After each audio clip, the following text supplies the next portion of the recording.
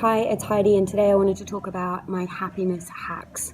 The first thing I want to get into straight away in regards to happiness is what happiness actually is. So happiness is an emotion that we feel.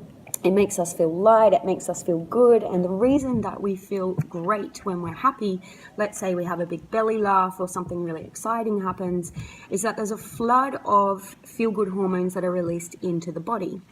Now, we can become addicted to that feeling, and we'll do anything in our power to kind of keep chasing it, especially in this day and age where every single billboard you see, every ad on television, every picture in a magazine shows, pictures of happy faces. So we kind of are led to believe that we're supposed to feel happy all the time. And what can happen is that the other 399 plus emotions, for some reason we've just picked one and we're chasing that because it feels good. So when we don't feel good, we try and avoid and control and do whatever we can to get around those feelings, as opposed to allowing and knowing that those other emotions on the very broad spectrum of feelings, desires, and sensations that we feel in our body are going to show up. Now, this chase that we have for happiness, I'll be happy when, I'll be happy when, I'll be happy when. If you repeat that to yourself, what happens is that until you get that to that next point of happiness, let's say it's, I'll be happy when I get these exams done. I'll be happy when I get that car. I'll be happy when I get that job. I'll be happy when I get the house, the babies, and whenever you're falling below that next bar that you've set for yourself, you end up feeling a little bit inadequate, or like you're failing in some way, or not good enough because you're not at your happy place yet.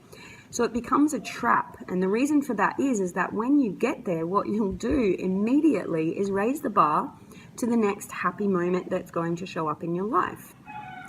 And so we're never actually really happy. Those fleeting feelings of happiness only show up for a certain amount of time. You might get the house, and for a few days you're like, this is great, I feel really great. And then you'll raise the bar because those feelings pass, because all emotions, like the weather, come and go. So the first thing that I want you to do is lose the need to stop chasing that next happiness vision. There's nothing wrong with having goals. There's nothing wrong with progressing, and there's nothing wrong with achievement. But if your happiness depends on that particular event or thing showing up in your life externally, you're never actually going to have the genuine sense of contentment and happiness. The genuine sense of contentment and happiness comes from stopping and having short moments of peace and contentment weeded throughout our days, our weeks, and our months, so that when we get to that level where we're supposed to be, it's great, it's an added bonus, and it's an extra, but we're not dependent on it, because we've actually got to practice in our lives through presence, through connecting to the moment and finding small moments of peace and joy and gratitude throughout every single day. Now, there's a million ways that we can go about doing this. It can be meditation, it can be a mindfulness practice, it can be laughing, it can be smiling at a stranger.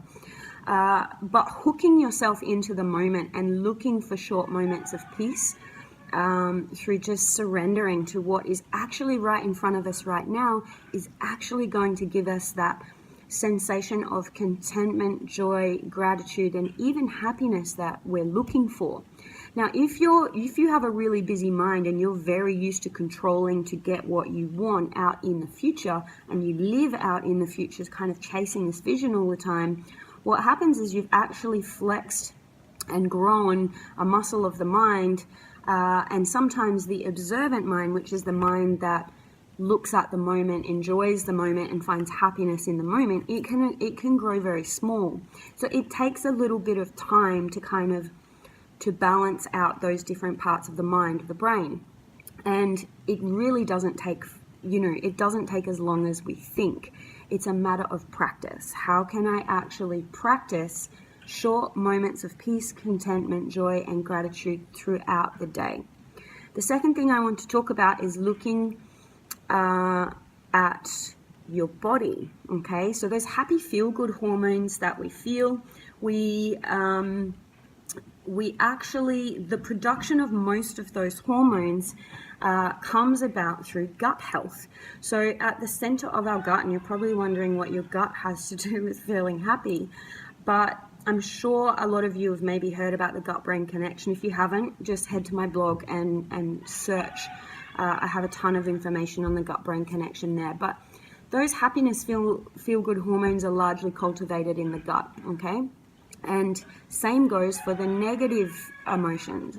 They also release negative or stress hormones, okay? So when we're not feeling great, we're tired, we're fatigued, we're stressed, then we're also releasing a lot of the stress hormones into the system that drain us of that feeling of presence, contentment, joy, gratitude, and just waking up happy. Now, if you have serious gut feelings, and I've worked with a lot of people that gut issues, a lot of people that I've worked with have this issue where they've never felt happy, like since they were very small.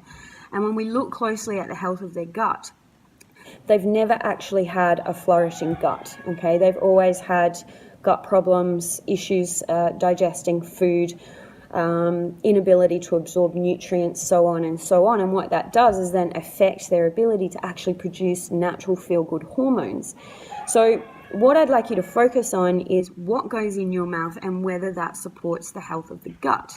I'm not going to go into the list of what does and doesn't support that. There's plenty of information in my other blogs on that. But there are little hacks that we can use to be able to help the gut flourish. Now, these won't work if you're putting in a small amount of what will help the gut flourish, and then for the rest of the day, you're just, piling into the gut things that don't help it flourish. So this is not a band-aid. We have to heal the whole system. But there are a couple of things that really help the gut flourish. Fermented drinks and fermented foods is one of the fastest ways to build positive bacteria in the gut, which will help nutrient absorption, which will help neurotransmitter uptake, which will then help the production of our natural feel-good, happy hormones, mainly being, say, serotonin is just one of many of those. So the second hack is look at your gut health and make sure that your gut is flourishing. The third thing I want to talk about is losing the need to reach for the medicine cabinet if you're not feeling happy. Let's say you're feeling you're not sleeping well, you're feeling really tired. There's all these things that we kind of reach for to try and get ourselves into this happy state. And what I want you to ask yourself with this third hack is whether whatever you're grabbing for is adding or taking from the body in the long run. So you might get a short little hit from whatever it is that you use to kind of medicate or self-medicate with, but is it helping in the long run? Is it actually building long-term happiness and contentment? Mother Nature has a huge smorgasbord of so many things that we can add into our diet that can help us produce feelings of calm, happiness, and balance. So I'm only going to mention a few of my go-to favorites, things that stay in my diet pretty much daily, apart from those, or as well as those gut flourishing fermented foods and drinks that I love to consume as much as I can. Chamomile tea, good old chamomile tea. Passion flower tea it's actually an anti-anxiety tea, but it really does produce a really nice feeling in the body. Keep in mind that with herbs, they are actually medicinal as well, okay? So just because they're natural, if you have too much of them, they obviously have their own set of side effects. So chamomile tea and passion flower tea, they're the two of my most favorite teas for helping me feel calm, balanced, and passion flower in particular actually helps you feel pretty good. Magnesium. A lot of people don't have enough minerals, and it can really cause their body to be in a state of unnecessary struggle and stress. Magnesium is one of those minerals that people tend to be quite deficient in. So checking your magnesium levels. A lot of magnesiums are quite hard to digest, so getting it through your skin, through bath salts, so magnesium salts and magnesium oil. I know a lot of my clients feel absolutely, totally different when magnesium is introduced back into their daily routine. Bees. When we are going through a lot of stress, if you drink a lot of alcohol, you reduce your bees. Bees are very much responsible for how our stress responses work and how we deal with our stress. So for me, I love bees and they pretty much stay in my daily routine. Checking your iron levels. Ladies, there are so many ladies with low iron and there are a lot of reasons for this. It's not about going and eating as much steak as you can, but really checking your iron levels, because it can have a massive impact on your mental state and your energy. And the other thing about iron is that it tends to go hand in hand with hormone imbalances, which is another thing that I wanted to mention. There are a myriad of amazing hormone balancing herbs, and if you're looking for a natural state of happiness within the body, like waking up just feeling balanced and happy, you need to make sure your hormones are in check. So if your cycle is out, if your moods are all over the place, if you're if there's PMS and pain and all of those things, you need to get your hormones checked. It has a lot to do with our mental state and general happiness. So look for Mother Nature before you go to that medicine cabinet. Learn to listen and connect to the body. The fourth hack that I want to talk about is getting to the bottom, if you are unhappy, of why. Okay, so my favorite way of doing this in the shortest possible way to get some clarity around how happy you are in your life is to get a piece of paper, split it in two. On one side, I want you to write I want, and on the other side, I want you to write I don't want. And I just want you to go for it. I want you to journal. I want you to write a list on both sides. Now, the I don't want side, I've had people say to me, why would I talk about what I don't want? That's negative. And here it is again, this kind of obsession that we have to be positive and happy all the time, which means if we're not, we feel like we're doing something wrong or we're failing.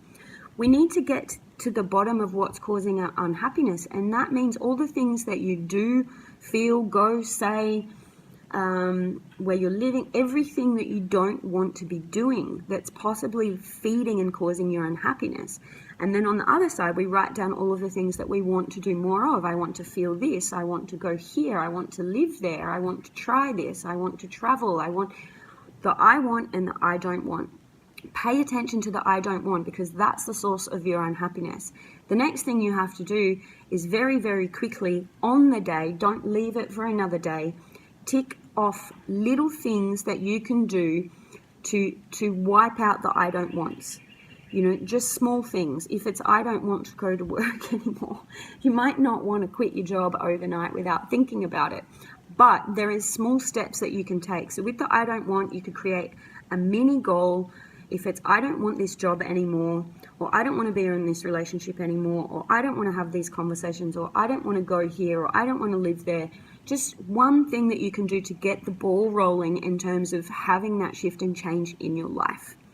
And with the I want side, you can do the same thing. Okay, how in my weekly schedule or this month can I bring in, and I will organize it now to do more of what I do want. You're going to bring your happiness up and drop down what it is that is actually feeding into unhappiness for you. So I hope these hacks have been super helpful, and drop me a comment. And in terms of happiness, probably the best challenge on my website would be to look at maybe the purpose challenge that I have, and also the mind challenge that I have might be super helpful for you. Have a great day. I'll talk to you soon.